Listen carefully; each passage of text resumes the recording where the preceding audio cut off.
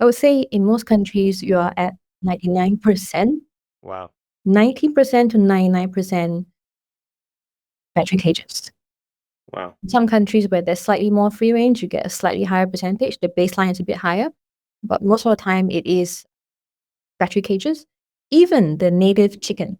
So in this part of the world, there's this term called kampong chicken. And people think of that as village chicken, native breed that get to roam around, free range. But that is now housed in cages. Wow. People are paying double to get what they think is free range eggs from native chickens, but they're actually getting battery cage chickens.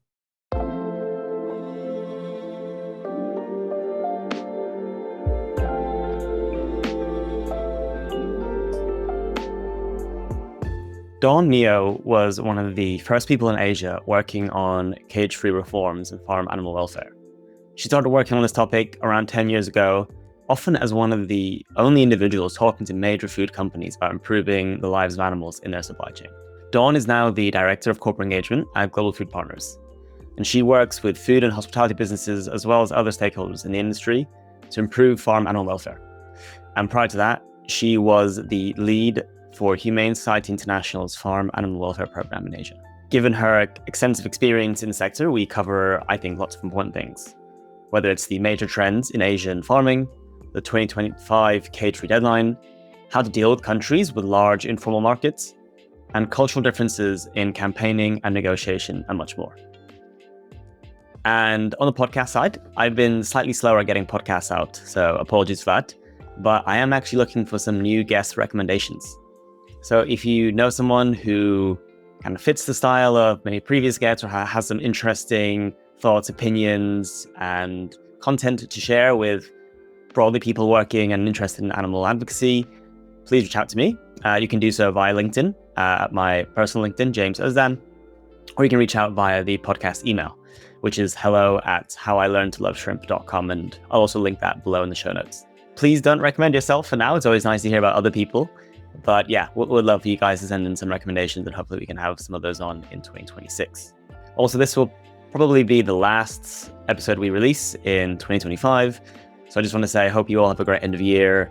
And as always, I'm very grateful to you all for listening. It's still kind of weird and surprising when people come up to me and say, oh, I really like the podcast. So I appreciate everyone who listened. And I look forward to seeing you all in the new year. Without further ado, enjoy the conversation with Dawn. Okay, Dawn, thank you for joining the podcast. How are you doing? Thank you for having me, James. I'm doing great. How about you? Very well, thanks. Excited to speak with you today. Something we like to start everyone off with is a question, which is, what is something you changed your mind on recently related to animal advocacy, and why? So I've always thought that this work requires a lot of patience and persistence. Helping animals is really, really meaningful. But it's also quite difficult to change culture, quite difficult to change people's mindset. And it's only recently that I realized just how hard it is.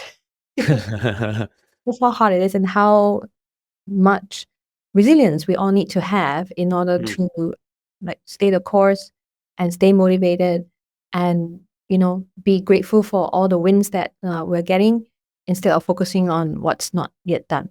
Yeah, I think that's a really important reflection, because I think many of us, we want the world to be a better place for animals, and we want the change to happen right now, and sometimes it can feel demotivating if it doesn't happen right now. But I think maybe, like you're alluding to, changing these big economic systems and existing farming systems takes a long time, and it's not easy. But I guess, did anything happen that made you think this? Like, was progress just slower than you thought it would have been like 5 years ago, or what actually happened? This year is also like crunch year, right? A lot of the corporate aid commitments, are due this year. 2025 has been this goal that we've all worked towards in the past 9-10 years. And we were very hopeful that, we will see a lot of change. But this year it became apparent that we still have to work on it. It's still a work in progress. So that really made me realize that all the people that came before us, how much they have gone by trial and error and really achieve incremental progress bit by bit. And that's what we're doing now. Slowly and slowly we'll get there. Yes, I agree. We're definitely making progress, but yes, sadly never as quick as we would like. But yeah, definitely want to talk about 2025 deadline in a second. But maybe as some background for people who are listening who don't know about you or your work, can you maybe say I guess, how did you get involved in farm animal welfare? Like, how long have you been working on cage-free issues in Asia? On cage-free itself, I think 9, close to 10 years. Nice. Yeah, so I joined the movement back then, when the lady who hired me previously with Humane Society International, she was in Singapore, and we met and we kind of clicked over dinner, and she asked me to join. Before that, I was always been interested in farm animal welfare issues, in how food is produced, because I had a background in food technology and I wrote about the food industry. So I kind of knew a lot about what goes on behind the scenes. But as a writer, as an editor, you couldn't effect the change that you want to see. So it was really really great that I have the opportunity to join the movement and try to do the work to talk to people, to engage them in a positive way and move them in the right direction. Nice. Yeah, so I was connected to you through Alyssa from Global Food Partners, who said you're probably one of the people that's been working on cage-free the longest, though, in Asia, at least. You said maybe around 9 or 10 years, which is very amazing. I'm kind of curious, like, what were things like when you started 9, 10 years ago? What was the state of animal welfare, whether it's for hens or other animals in cages in Asia? What did the landscape look like?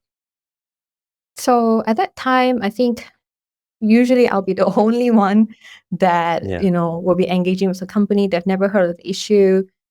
There were a few advocates working in various countries, also working alone. But it was, I think I felt quite alone in the region I was covering, in Singapore, Malaysia, Indonesia, and I think a couple of other countries. So often these companies and producers would not have heard of cage free. In some countries, they're curious enough to want to meet you and just see how you can help them. In some countries, it's like, I don't know what you're about. So you're probably a spammer. So you wouldn't get a connection, you wouldn't get a meeting unless you get an introduction. And that requires a lot of networking. So the landscape has changed. Now I think over the years, more and more groups, started to form in Asia. More and more talented people join the movement. So now you have, I think, we're maturing a good speed, going on in Asia. Yeah. I think it's really exciting what's happened over the last few years. I think there's now, at least in many of the major Southeast Asian countries, there's dedicated groups that are working on this, and hopefully some full-time people that are working on this. So it's definitely been a big change in terms of how much resources we're putting into it. And I don't know if you can maybe share a bit now, like, for people who maybe don't know about how cage-free progress is going in Asia, or like maybe even the state of hens in cages. Like, what does it look like in terms of how many hens are there? How many of them are in cages? Obviously, you can focus on certain countries or certain bits of Asia if it's easier. But yeah, curious to hear like this kind of broad view of like the problem, so to speak. Geographically, Asia covers the continent of Asia, right? So includes China and India. And these are some of the world's largest producers of eggs, including, I think if you include Indonesia, it's even bigger. So China alone, I think, has about 3 billion hens. India, about maybe less than 500,000,000. China produces close to about 50% of the world's eggs. That's how big it is. Wow. Yeah, that is amazing. Half the world's eggs. And India, about 7%, Indonesia, about 6%. But in terms of numbers, population numbers and consumption numbers and number of laying hens, it's a huge continent. You cannot ignore that this is where most of the eggs are produced in the world, and most of the consumption also happens here. China has steadily risen to the top of the table, as one of the largest consumers of eggs per capita, together with Japan, Singapore. So a lot of, if you want to help animals, I think Asia is an continent that is very, very important. You think in these countries as well, it's like the percentage of hens in cages is like over 90%, right? It's very different to maybe the US or Western Europe, where it's now, well, in the US it's 40%, in Europe it's maybe a bit higher. What is the percentage like roughly in some places like China or Indonesia or Japan? There's no official government data on this. Yeah. From industry estimates and talking to producers, looking at the number of cage-free flock available, comparing that to overall number of laying hens, I would say in most countries you are at 99%. Wow. 90% to 99% battery cages. Wow. In some countries where there's slightly more free range, you get a slightly higher percentage. The baseline is a bit higher, but most of the time it is battery cages. Even the native chicken. So in this part of the world, there's this term called kampong chicken. And people think of that as village chicken, native breed that get to roam around, free range. But that is now housed in cages. Wow. People are paying double to get what they think is free range eggs from native chickens, but they're actually getting battery cage chickens. Is that chickens for meat, those kind of local village chickens, or that's for eggs as well? Egg laying. Egg laying, wow. Yeah. Because I also heard about China has a large number of broilers in cages as well, which is quite different to other parts of the world. So yeah, that's all interesting. Yeah, that is something that's emerging, because broilers have traditionally been just on the litter, on single deck without cages. And now, it's coming back. Not coming back, but coming in. Cages are coming into the industry, and I guess the industry finds it easier to manage if they keep them in cages. Yeah. Even ducks. I heard that even ducks are in cages, and quail. Yeah, I know that there's some new groups working on this in Indonesia and Vietnam on both layer ducks and meat ducks who are in cages, which is obviously also bad because they're, water animals. They should be in water, but it's bad on two axes, right? They can't move and they're just hatched from what they need. It's 90 to 99%. It's like, this is extremely bad and probably far worse than it is in most of the places in the world. And I guess you get the sense there is, maybe like what you said, saying at the beginning, is there like a slow positive trajectory that other countries where it's going better than others, in some countries like it's like particularly hard? I'm kind of curious, like, what does it look like in different countries? Like, is it like, are there signs of hope? Are there signs where we need to put more effort in? I guess similar to Europe, right? Europe is a very diverse region, so every country is moves at a different speed. It's similar in Asia. So you have in China, major producers are shifting to cage free. In Thailand, all the large producers now have cage free production, and they're expanding. Like in China, one of the largest one that's called Sun Daily. We started working with them recently. They're building Asia's largest cage-free farm to house 1 million layers, the largest yet in Asia. And that's a big step, for Chinese producers. So these are the ones that are moving a little bit quicker. The same with Philippines. All the major producers have cage-free lines and they're expanding. And then the ones that are slightly still on a smaller scale would be like Singapore, Indonesia. It's a country where you have 1 million small holders. Indonesia is. In Indonesia. It's very different landscape from, say, the more industrialized countries like Singapore, Malaysia, Thailand, where the industry is consolidated to a few large producers. Indonesia is still very localized. Each producer maybe have a few thousand chickens, and hotels and businesses will still source from their village, from their town. So you still have very local sourcing, but very small production. So the challenges and the landscape is just very, very different across the region. And that's what we're here for. We are here to localize the approach to each country. That's a good point in terms of the informality of the markets in some countries. It's very different to what we expect in maybe like the US, Europe, in that you don't have a small number of very large producers. You actually have, like you said, a very large number of small producers. But you're saying, is it both true that it's both very kind of distributed, but also it's quite intensive, and that they still use battery cages even though they're very small? Is that right? That's right. Yeah. Yeah. Yeah. I think cages came in maybe in the 70s and it never went back. Yeah. But unfortunately, when producers learn of the growing demand, or rather the customers tell them, the corporate commitments tell them, some of them are actually very willing to make changes or to explore this new business opportunity to differentiate themselves from, the conventional eggs, because conventional eggs is quite hard for a producer to even have a proper margin. Yeah. The bigger players just have all the advantages, and the small players just find it hard to have a niche. So cage-free is one way for them to differentiate their product and, survive. How do you guys as global food partners or other groups working on cage-free in Asia, like how does your tactics or strategy look different when tackling a country that is highly formalized and got like, small number of major producers versus very distributed and informal? In markets where there are a few large producers, it's a lot easier. well, you can approach them, or often these producers would be supplying a lot of the companies. So they would have like supply chains that overlap. So if Yeah. you're a producer, maybe 10 of your customers ask you for cage free, you would know that, okay, that's a growing demand. You Mm. know, I may want to change. But if you're like in an informal economy, maybe only one customer asks you for cage free and the volume is quite small, you'll be like, that's 2% of my overall production. Yeah. So, you'd be less motivated to change. So there are other drivers in those kind of markets, right? Or yeah, other ways to engage with the industry. Yeah. And what are those other ways? My understanding is maybe in the more consolidated ones, you can do more, like you said, you can go to the retailers and the food buyers and you can show them why this is an important issue and they can convince the producers. But maybe in the informal markets, you have to work with producers more directly and almost like help them one by one. Is that, is that how you do it differently, or what do you guys actually do? Actually, with all of them, we help them one by one and also help Yeah. the workers, in their local language. One of the reasons why Global Food Partners was formed was because there is a need for capacity building in this region.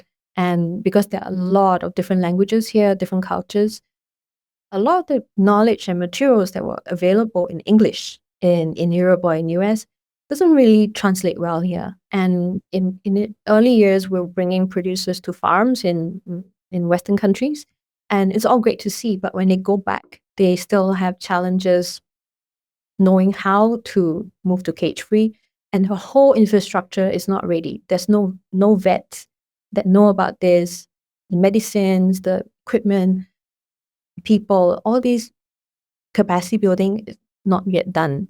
So often farmers would say, okay, if I'm willing to do this, who will teach me? Mm. Who will teach my workers in their language, and language that they can understand? So localizing the approach, having somebody that speaks their language, who understands their culture, understands their concern, who can go down to the farms. Eventually, I think that really helped in some of the countries like Indonesia, where you have so many producers scattered across. Yeah. We have to take like a cluster approach because it's a country, it's archipelago, right? So many Yeah. islands, 10,000 islands, but most of the eggs are produced in a couple of islands. So we have to take a cluster approach that is tackle the major production centers first and have good case studies, have some successes, and then use that to inspire other producers. Yeah, that's cool. Yeah, I can imagine it's a thing where once you get a few people on board and you can show some case studies and people near you are doing something, it gets much easier to get the next person. So I can imagine this is the kind of thing that builds over time, which is exciting. Yeah, exactly. Well, I guess we touched on this at the beginning, which is the 2025 deadline, which is coming up. And well, first I'm kind of curious, like how many of the corporate commitments in Asia are for the deadline of 2025? Because obviously, like you were saying, advocacy started here a bit later. So are most of them for 2025? Are most of them for later? I'm kind of curious to hear like how much should we be expecting in the next year or so, or this year? Most of the, I would say, global companies headquartered in US and Europe, they made their commitments in, say, 2016, 2017, Yeah, 2018, right? After McDonald's had that monumental commitment, a yeah, lot of the knock-on effect came from there. And then the Asian companies started to commit. So the Asian companies that are headquartered here, they had a later start, right? mm, So I think at that time, some groups gave them a longer runway. So commitments are due in 27, 28, and some in 2030. The ones that came in last year, they have up to 2035. So typically, I think it's interesting. Companies are the ones that set themselves this kind of deadline. Initially, it was, I think, McDonald's who said we need 10 years to transition our supply chain. So mm, then it became accepted as, okay, if McDonald's can do it in 10 years, we can we do it. Yeah, that's cool. It's interesting. And then maybe for the global ones that are due in 2025 or other ones around this period, like what is your sense of how is progress? How many of them are on track? I guess how optimistic do you feel that the major players will be able to meet these commitments? every country is different. The level of maturity is different. In some countries, it's totally possible to do it now. Like you don't even have to wait until 2027. It's possible to achieve 100% this year. Mm. Which countries are those out of interest?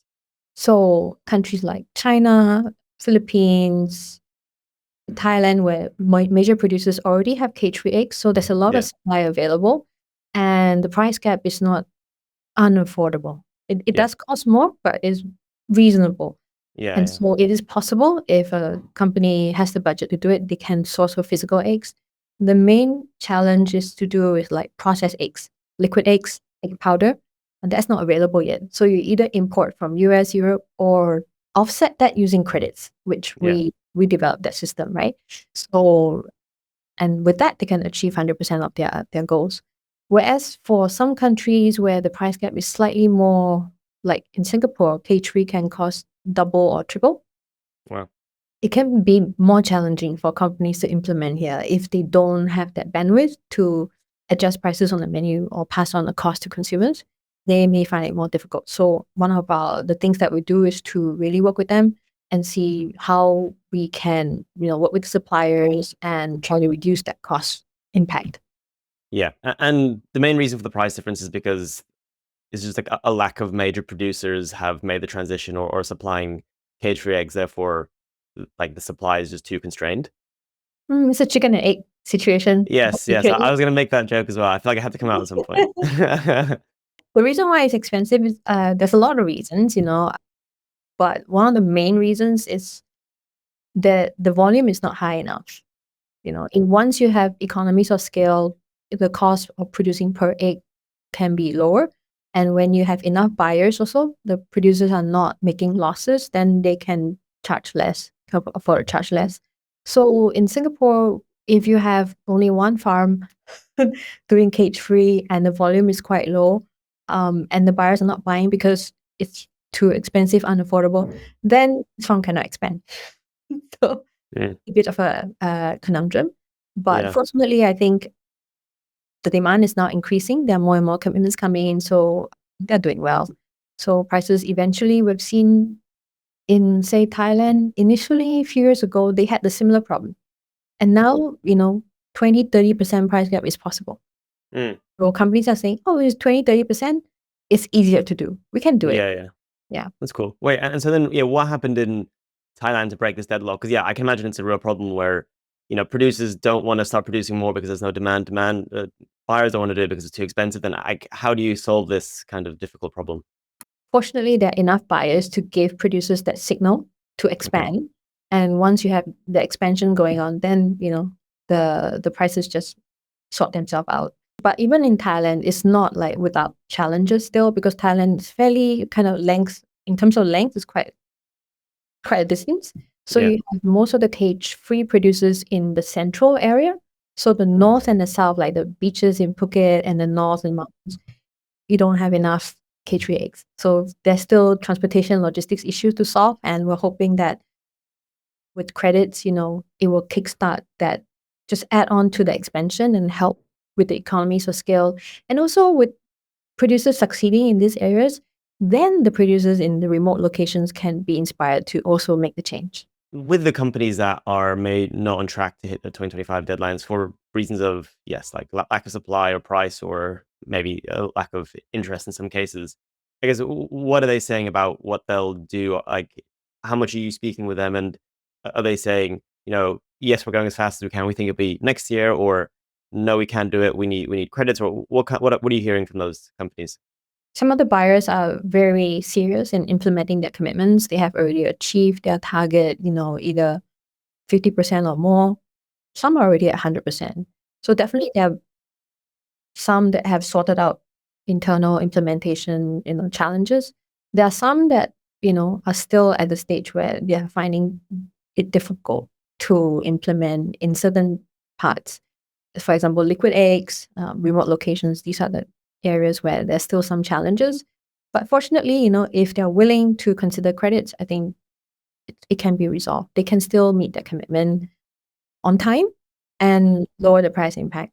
Can you say more about how the credits works? Because remember, we spoke with Jaya from also Global Food Partners some time ago, and he explained this. But I think this has grown even more since I guess we last spoke, and companies are using this. But you just want to outline how the credit system works? So it's similar to other offset systems, as in like you support or you financially incentivize producers to transition, but these may or may not be producers in your original supply chain, right? Yeah. So if I'm say I have a hotel in Phuket and I need liquid eggs, and the producer in near Bangkok cannot deliver to me, I can still support cage-free production through credits. And the cost is the difference between cage and cage-free at the farm. So when I'm not paying for the transportation, for the eggs to be sent to me, and also I don't need a minimum order. Because for liquid eggs, usually you need to push the button, the machine one time, you need 1 ton of eggs. That's 1 ton. 1,000 wow. of eggs. So Oh, if wow. the producer does it for you, the hotels are saying, we don't have such a big fridge to store all the Yes. eggs, right? So it can be very, very challenging. So in this way, the producer can collate the orders for that 1 ton from different buyers and run the machine, but not necessarily deliver to the buyer in Phuket. So from the producer's point of view, if it costs me, say, 150 to produce cage-free eggs, if I had to deliver to you, I may have to charge you $2 because I add on transportation costs. Yeah. But if you buy credits from me, I will just sell these eggs to the buyer, to the market near me as cage eggs. I'll get $1 back. So technically, I make a loss of 50 cents, right? Cost me 150 to produce, I sell it for $1. So 50 cents would be my credit price. Got it. So I get this 50 cents from a buyer located further from me. I get $1 from a buyer near me. So in the end, from a producer's point of view, I still get 150. Yeah. Loss, but I also don't have to charge you $2. Interesting. And then, yeah, I think that this is a very cool innovation you guys have done to get around this problem of whether it's liquid eggs or distance and geography. And I'm kind of curious, like, how does this, like, what is the mechanism? Because I guess the ideal case is then maybe for liquid or for shell, they then end up sourcing the physical product from nearby. What's the, I guess, the mechanism where this can then translate into the physical sourcing? Like, what's the pathway for them to go on next? We have these problems because basically there's not enough volume of cage available. So this will incentivize the producer to produce more. Since I'm getting more orders, orders are not avoiding placing orders because of all these issues. They're giving me the orders. I can expand. Once I expand, add on more barns, I will solve this problem because then I have the economies of scale to run the machine. And once I have scale, it's cheaper to transport the eggs over a long distance. If you send, say, 500 eggs, it will cost this much. If you send 5,000 eggs, it also cost this much, right? So most of logistics and economies of scale, it will just help to resolve this problem by making the cost per egg lower. Yeah, it makes sense. So that is almost kind of like, maybe you have this one hotel near Phuket that wants to do this, and they have to do the cage-free credits. But then maybe if there's like 5 or 10 other hotels near Phuket, eventually there's enough of them that maybe a producer nearby wants to then take all of their demand, or the person far away will just ship it because now there's enough of them. That's kind of the model for how this evolves. Is that right? Yeah. And like Phuket is one example, but there's another one that, funny enough, I just remembered.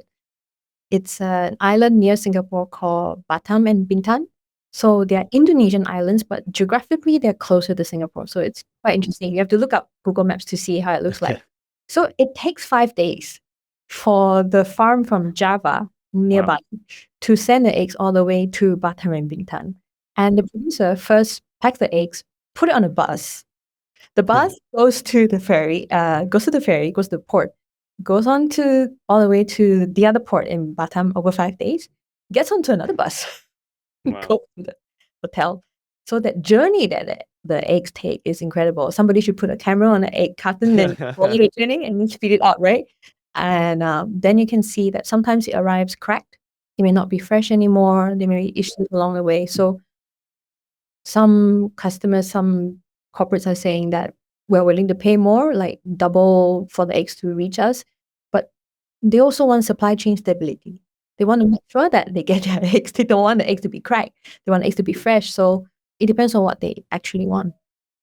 Yeah. And then do you see any difference between, I guess, the global companies versus the Asian companies in terms of like their follow through rates? Like, is there enough of a like a sample size to notice any significant difference, or you think maybe the Asian ones is too soon to tell because their deadlines are maybe a few years later?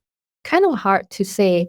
I don't like to generalize because every company is different, but I do notice that corporates from certain markets are a little bit more serious about implementation, and that they actually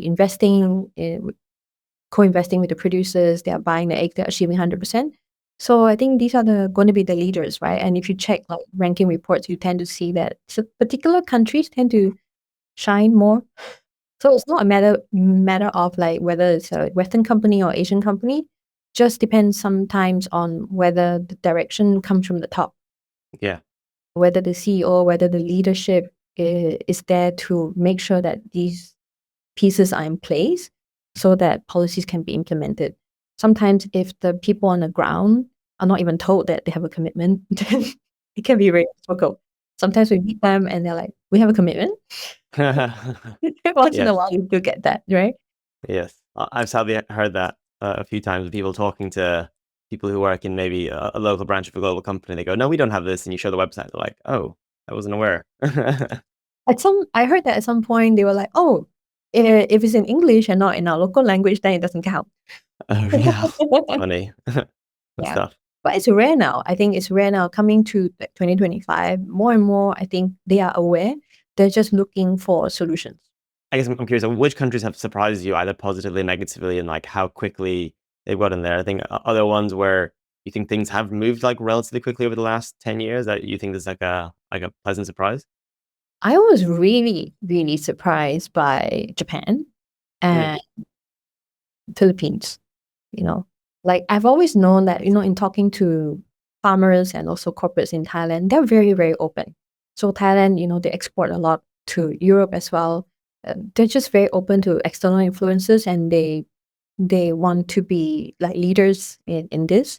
So when you first start to talk to them already, they're like, okay, I think if this is the trend, if this is what the customer wants, we'll do it. Cool. So it's been very, very easy. So no surprises there. In China as well, once the producers realized that there's a demand, some of them went ahead to switch even before they have a contract with a buyer. So very entrepreneurial, very aggressive in terms of like embracing change.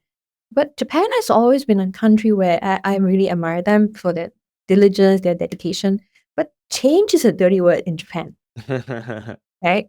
So change is something that maybe is not seen so positively.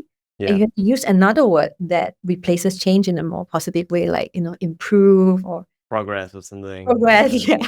Something that they can like accept. Because change is difficult. But I think that even then, producers they are expanding, consumers they are more aware. And I think last year, Nikkei Asia did some collation of sales from retailers, and they found that sales increased 30% year on year for cage-free in Japan. So that to me is tremendous. That consumers are actually aware, they're supporting, they're buying, sales going up, producers are changing, companies are making commitments. It may be not the same as in the US. Some of these commitments are incremental commitments, but still, when they commit, they're very serious about implementing it. Nice. Whereas, like, I think in Asia, face is everything. Yeah. And reputation just matters a lot. So they're very serious in like making sure that they can do it before they commit. Yes. Some companies are like, let's commit and figure it out, right? But I think not in Japan. They figure it out, all the details are in place, then they announce. Yeah. I've heard this as well, which I think I guess is maybe a positive thing that at least if they commit, they're a bit more serious about following through and they have a plan. So hopefully there's less work later on to follow up and chase them and all this stuff. Yeah, and the level of detail that they go into is something else, something that I admire, but it's also very, very surprising. Like in meetings, you get sent questions like pages long of questions that go into the meeting. Yeah.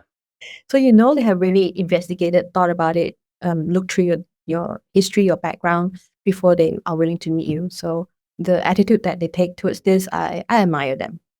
So I'm really surprised that we've gotten as much progress as we did in Japan. I feel very positive about that. Other countries can do the same. Yeah, that's cool. That's very promising. It's good to know there's a few positive role models. So very exciting. And also Indonesia, because I think when I first started working on this topic, and others have tried, working in Indonesia on various topics like beef cattle. I think there was some issue with slaughter, and so the Australian government through MLA sponsored some trainings as well.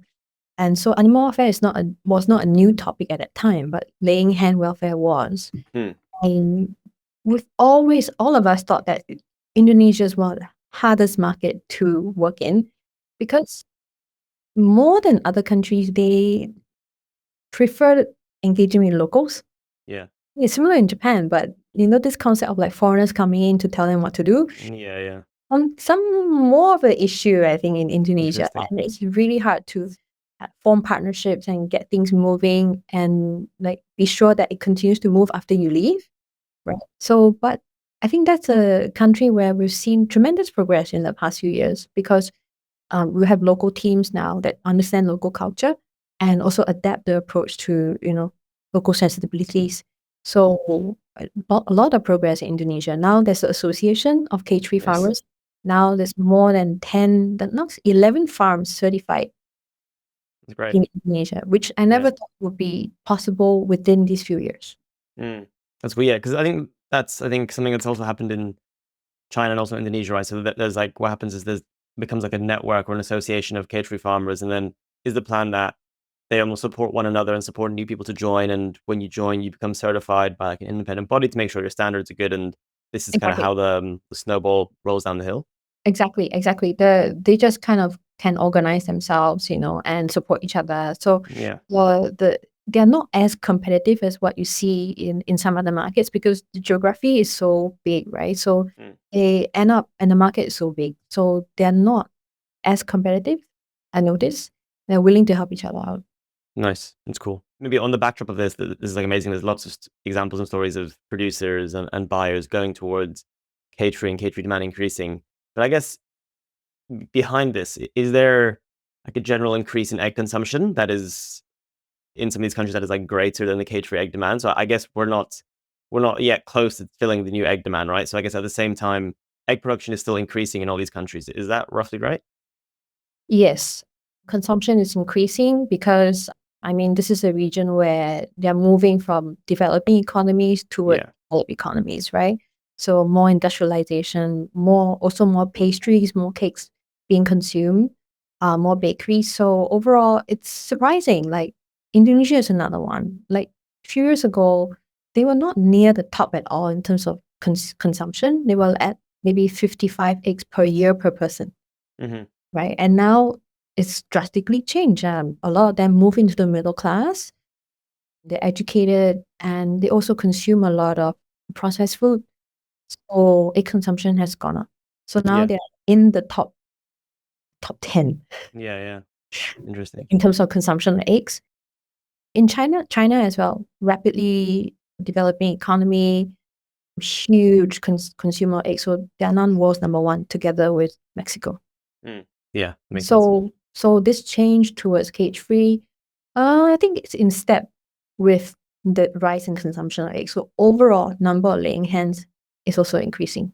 Yeah, that makes sense. Yeah, if you had to, I guess, kind of forecast, to the extent you can over the next like 5 years, maybe to 2030, do you anticipate that will kind of steadily keep increasing the number of cage-free hens? Like, how do you think things will unfold over the next 5 years? Unless there's policy change, we will have to still look at corporate commitments as the key driver of the movement. And if there are more like retailers or big producers making commitments, there's a chance that producers that are already cage-free, they feel more motivated to continue to expand their farm or convert to cage-free.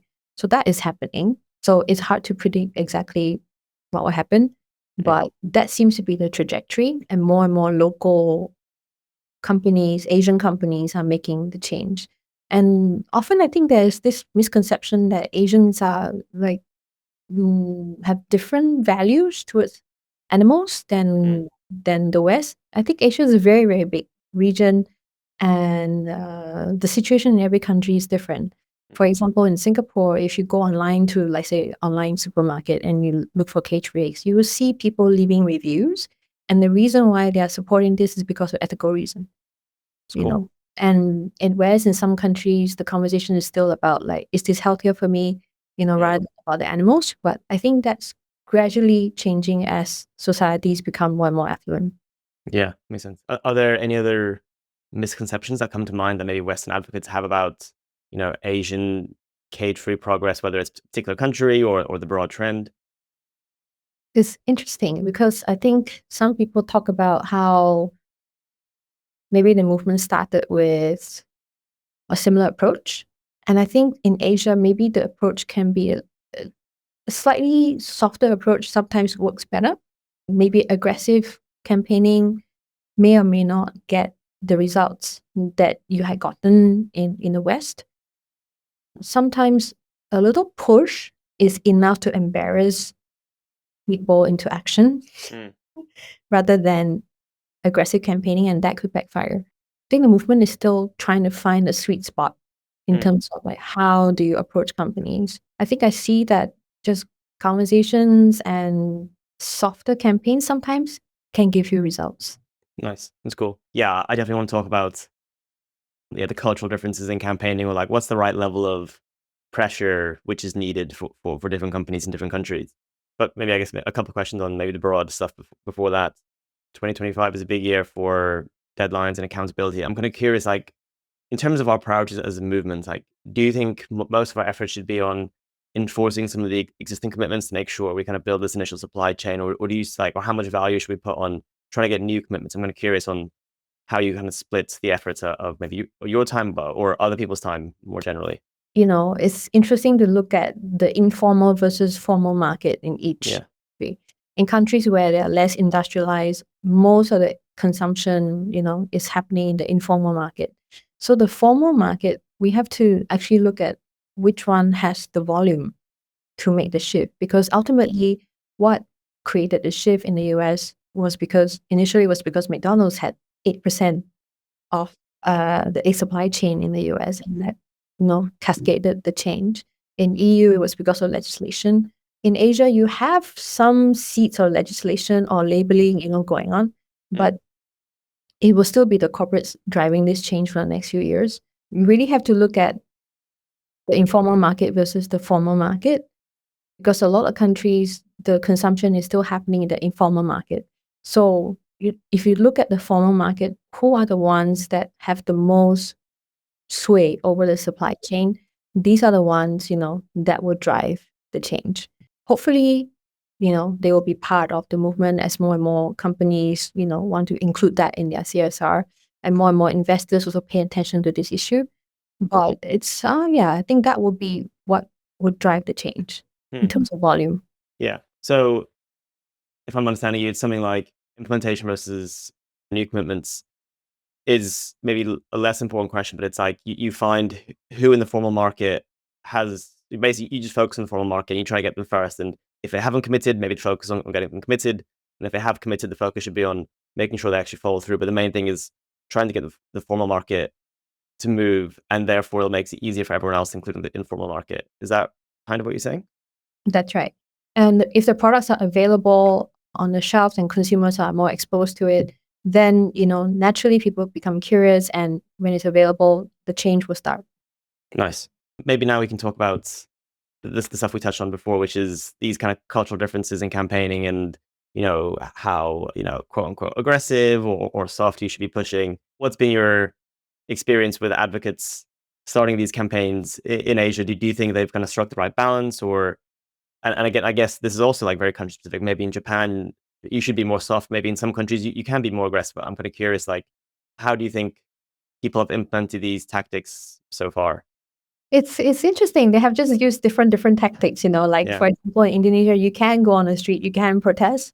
Government can even put out legislation, but enforcement will always be difficult. Yes. The nature of the landscape, how big it is, how difficult it is to monitor progress. But if you come to, let's say, a country that's slightly more organized, like Singapore, it may be very, very hard to get the policies. But once you get it, enforcement is easier. And corporates here just take it more seriously, and they will do it before the deadline. So Yeah. it needs to be like the differences that you see in these countries. It's a little bit more like Japan, where it's a more serious kind of culture. Yeah. People consider us maybe like the Germans of Asia. That's funny. It's a good analogy. Whereas Filipinos are like the Spanish of Asia, because of bit more relaxed and hanging out. yeah. That's funny. But surprisingly, they care a lot about these issues. Consumers on average, they do care, and corporates, when you speak to them, they're very open. So I've seen, just observing how groups approach companies, they've used different tactics. Sometimes just through dialogue, and sometimes through online campaigning or street action, different methods. And I find that in some countries where confrontation is seen as a negative, people feel uncomfortable with that kind of street protests or campaigns. And I've even heard of cases where consumers come and approach the advocates and say, "Why are you attacking this company? It's a good company." So I think raising consumer awareness just takes a lot of time, takes a lot of effort. Groups are just trying different ways to see what actually works.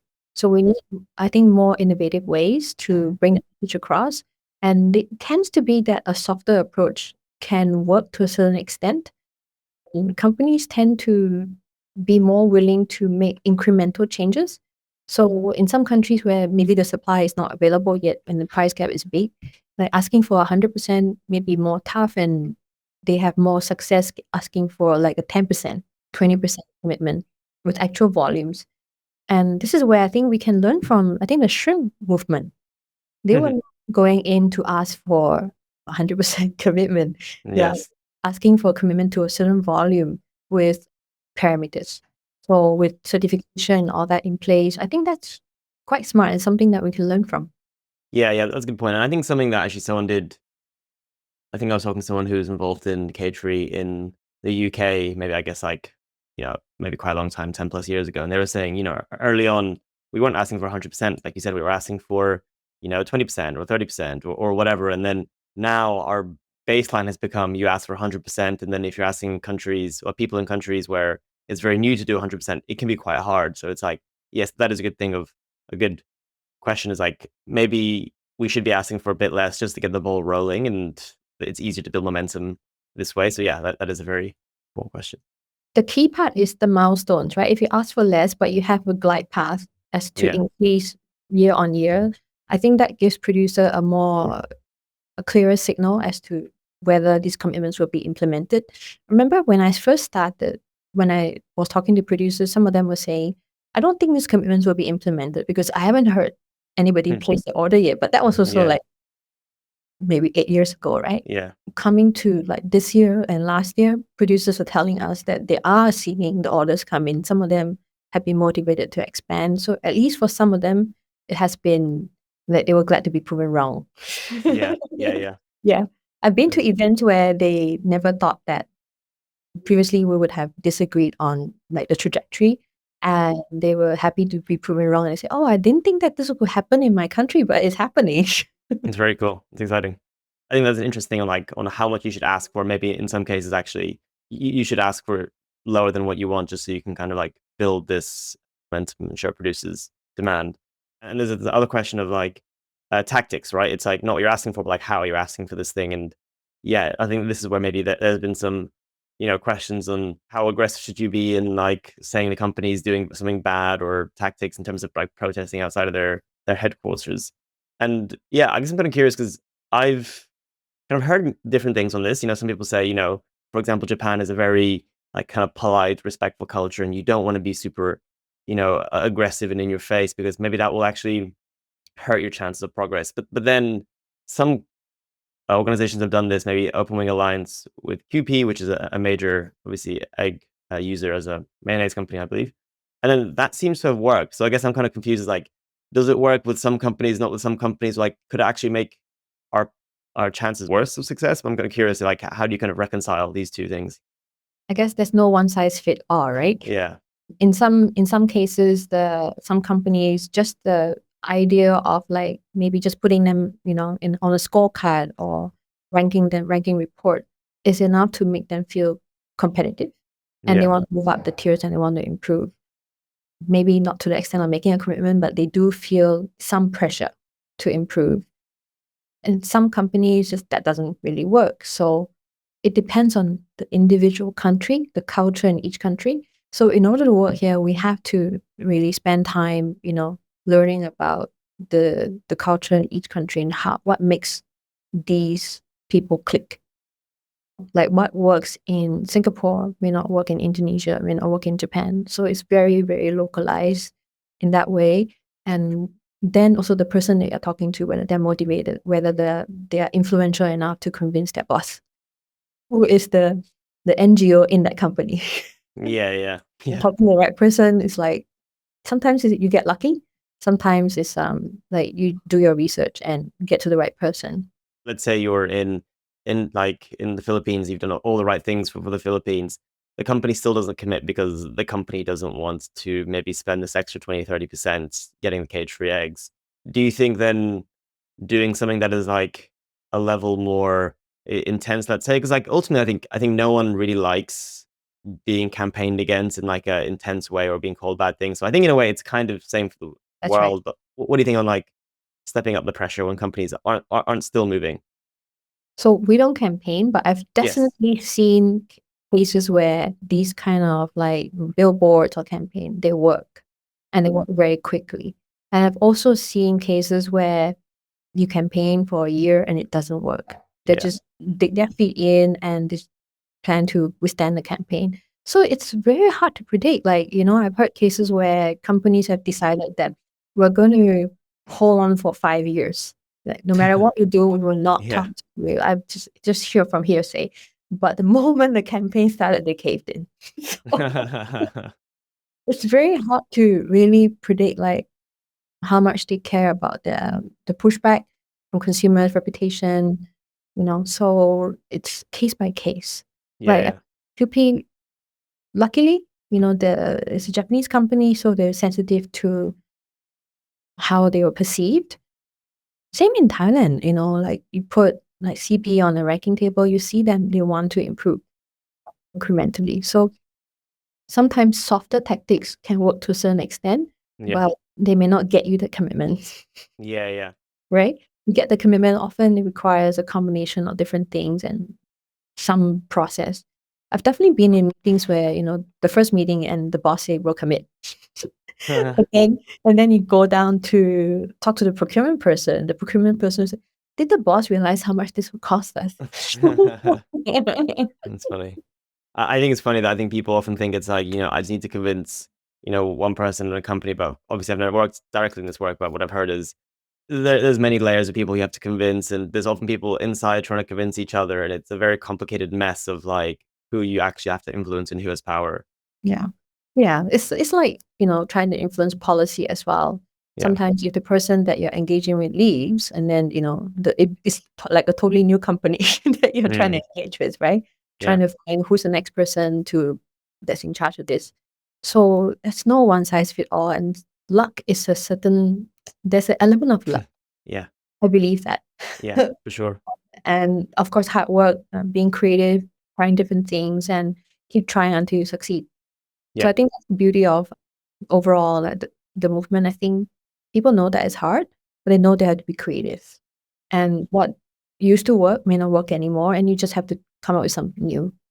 Yes, definitely. Yeah, I agree. Innovation is very important, and I think luckily we have many creative and smart and innovative people, but I think we can always do more and have these out box ideas. So yeah, I agree. That's very useful. How else do you think these kind of cultural differences come up? Are there ways it happens in like in negotiation or other ways where you need to do something a bit different to maybe what you would do in the UK or the US? I think in a lot of the Asian cultures, and everyone is different, of course, but in a lot of the Asian cultures, they don't like to say no, and they don't like to confront, and they don't like to present something negative. So even when there is a no, they will nod their head, they will say yes, they will smile. So you can't leave the meeting thinking that you did everything right, but actually there are some concerns there. So you have to watch out for micro signals, as if you're at a meeting table and the person just like suddenly purse the lips or like lean back, this is a body language that tells you there's something wrong and you have to Mm. piece it out, and they won't tell you. Yeah. Sometimes you get asked, do you have any concerns? And no, everything is all right. So it's almost as if you have to guess. And the ability to guess comes from the deep understanding of the culture, having done your research, having a local person there that can read these micro signals, and ask like, are you concerned about A or B or C? And then when you hit the nail on the head, they'll tell you, yeah, I'm a bit concerned about that. So Wow. it's a little bit, I don't know whether it's similar. I don't see that in the West. People sometimes are very upfront. They'll tell you this work, But if you're talking to especially the older generation of Asians, they're a little bit more, everything is fine on the surface. I will not say negative. Everything is a yes. Yes. Yes. Yeah. I can imagine that's very hard. Yeah. Because then maybe you leave thinking positive, and then maybe 6 months later, you haven't heard anything back. You don't know why. Nothing's changing. And actually, you missed something. So, yeah, that's quite like a subtle, challenging thing. You have to is like read someone's like face and body language and guess the right concern. So, it sounds quite hard. But if you're dealing with the younger generation, like people like maybe 30 and below, 30-ish, they are more exposed to Western culture, pop music, movies and stuff. So some of them are more upfront. They will communicate with you in a more direct way, but it's very different generation gap between that and maybe their parents, their uncles, From the stories I've heard from other people doing it in like the US, yeah, the stories are very mixed. People saying like, oh yes, we're going to do it. Don't worry. We're not going to tell you what we're going to do, but it's going to be great. And it's like very weird, like kind of maybe similar. It's like, it's all fine. Don't worry about me. You do something else. But I think that's like a different level of trying to get you off my case in like a nice way or something. Yeah. Yeah. And even when there's a no, often, when there's a no, the no is said with a smile. So, meetings are often very positive. I've never been thrown out of a meeting before. That's a good sign. That's a good sign. So even when it's very difficult, even if they're upfront with you, they're always very polite. So I think that's just how it is over here. People just want to not antagonize each other. Well, I think maybe we can wrap up the stuff on K-Tree and Asia and all the important work you guys and Global Food Partners and the other groups are doing. So I guess thank you for all that. And this has been super, super interesting. I feel like I've learned a lot, especially, and I hope others will too. Maybe like one slightly different question before we do our classic closing ones is, at the beginning you spoke about the need for patience. You feel like being quite important and change takes time. And I'm kind of curious, like, how do you kind of like manage yourself despite you working the movement for 10 years and hopefully going to work on it for much longer? Like, how do you kind of pace yourself and make sure you feel happy and motivated and recharged as you keep going? You have a good memory. I said patience. I think patience and persistence are the number one ingredients to do this work. And I think meditation helps, being mindful and practicing self-care. We're very fortunate to have some training on how to prevent burnout, but is to recognize those micro signs that you are maybe nearing burnout and you have to do a lot of self-care so that you can stay the course and not get exhausted. Don't work weekends, don't work nights, Yes. Having a meditation practice, having a spiritual practice definitely helps you be able to be more aware of your emotions and not react, in meetings and be able to handle rejection when often it is hard. Some companies, some producers, they may think this is the right thing to do, but they have genuine difficulties. So being able to empathize with them and take a pause before you say anything, I think that has been really, really helpful for me. Yeah, and not take it personally. Nice. Yeah, I think it's something similar that Vicky Bond said in our last episode, which was, it also allows her to face setbacks without a huge negative reaction. She kind of experiences some loss. Maybe she had 10 years ago, she would have, been freaking out and super stressed. And she goes, "Oh, this is bad." Then rather than the panic, it's maybe a feeling of what can I do about it without all the negative sentiments that maybe make it hard to think clearly. So yeah, I think I also agree. It's like, Yeah, but yeah, I think what you said is super important. I think, yeah, this being able to not react to things in like a very strong and negative way helps you think about, I guess, how to respond more skillfully, whether it's in a meeting, whether you can, make sure you respond to the person with kind of empathy and a good response. And Vicky Bond in our last episode also mentioned similar that now when she has kind of negative news or maybe setbacks in her work, you don't react so negatively and you can think maybe more clear on how to focus on that. So I agree. I think meditation has been a big part of my practice, and yeah, it definitely helps me navigate some challenging things. So yeah, I totally agree that this is a valuable thing for people to look into and try out and see if it works for them. definitely. Well, Don, this has been very interesting and fun. So I think that there's maybe like 3 last questions I want to ask you, and the first one is, what's one bit news that you've been excited about or grateful to hear recently, ideally related to animals? We haven't made it official yet, but of course we have already, have some customers for credits. But Nice. there's a company that just placed a very big order for credits. So that will be a big driver to get producers to expand and to give them the confidence that there are people that are seriously wanting to implement that policy. So I'm very excited about that. I hope we can make it official very soon. That's cool. Well, I hope by the time this comes out, it's official and we can link, or maybe I can mention at the beginning. But yeah, that's very exciting to hear that the credits are taking off. Yeah, I think playing a really important role in the cage-free ecosystem. The next thing is, what are some media recommendations you'd have for listeners? It could be books on any topic, podcasts, articles, whatever you think is useful for you. I think I tend to just listen to lots of things, whatever catches my attention on sustainability, on animal welfare, on the various topics. But one book I've been reading recently I thought was interesting. It's by Jason Hickel. It's called Less is More: How Degrowth Will Save the World. I thought it makes a lot of sense that we should prioritize our well-being, and maybe there's some changes in the economy that downsizes and not focuses on growth as much, and we can consume less. And I think that's the key to helping animals as well, and just having a more equitable economy for all of us. Nice. Yeah, I think definitely it would help some of our animal welfare issues. That's for sure. So yeah, I agree. And then maybe a final question is, how can people get more involved in your work or follow the work that Global Food Partners is doing? Please feel free to follow us on our LinkedIn. We post very regularly on LinkedIn, and that's where you get all the latest news. And feel free to contact us, if you have any ideas or you just want to chat about collaborations. Happy to hear from you. Nice. And actually, maybe I'll plug that. You guys also have a podcast, which I've listened to a few episodes of, which is also really good. You did? Oh, that's great. Yeah. Yes. Lizzie talks to some companies that are making impressive progress. And I guess there are challenges. I think people want to learn more about the ins and outs of companies and how it's going for them. I would highly recommend that. And we'll link that below as well. Perfect. Thank you. Well, I guess that's all, Dawn. So I guess thank you again so much for, all the work you've been doing over the last 10 years. And we're very lucky to have you in the movement. And yeah, looking forward to all the work you guys will be doing over the next period as well. Thank you so much, James. And very glad to be part of this today.